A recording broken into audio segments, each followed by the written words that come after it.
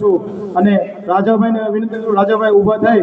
રાજાભાઈ હડિયા મોટા ખુરડા ગામના વતની છે અને મોટા આસણા સીટમાં આવતી આપણી મોટા આસણા તાલુકા પંચાયતના આપણા ઉમેદવાર છે.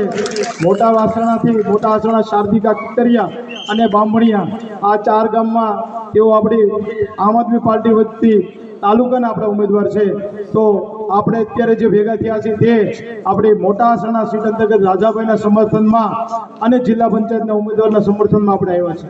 તો આપણે એક વાત એ કરીએ કે આમ આદમી પાર્ટી શા માટે, તો કે આપણે તો વર્ષોથી 30 વર્ષથી જે યુવાનો જે અત્યારે 20, 25, 30 વર્ષના છે ને તેને બીજા પક્ષનું શાસન પણ નથી જોયું. તેને એક જ શાસન જોયું, કોનું? તો કે ભારતીય જનતા પાર્ટીનું. સારું કરે, ખરાબ કરે, ખોટું કરે, સારું કરે, જે કાંઈ કરે તેને એક જ પક્ષનું શાસન જોયું છે. તો આમ આદમી પાર્ટી શા માટે, તો કે ભાઈ અત્યારે ભાજપની સરકાર એક પ્રકારની રાજાશાહી જેવું શાસન કરવા મળી છે.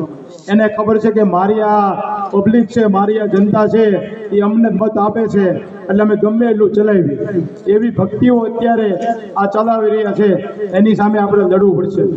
ખેડૂતોના વળતરની વાત કરી તો સાહેબ વીઘે તમને 2600 રૂપિયાનું વળતર મળ્યું. વીઘે 2600 નો કેટલો આવ્યો છે ખાલી કે વધારે આવ્યો છે? તમે મગફળી કરી છે તો વીઘે ઓછામાં ઓછા 10 થી 12 હજારનો ખર્ચો આવ્યો છે. તો આ 2600 નો વળતરથી આપણું કાંઈ થવાનું નથી. આરોગ્યની વાત જોઈએ તો આરોગ્યમાં પણ અત્યારે આપણે સંઘર્ષ કરી રહ્યા છીએ. મહુવામાં અત્યારે 100 થી 150 પ્રાઇવેટ દવાખાના. શું કામ? આપણા સરકારી દવાખાના સારા નથી એટલે પ્રાઇવેટીકરણ વધી ગયું છે, ખાનગીકરણ વધી ગયું છે.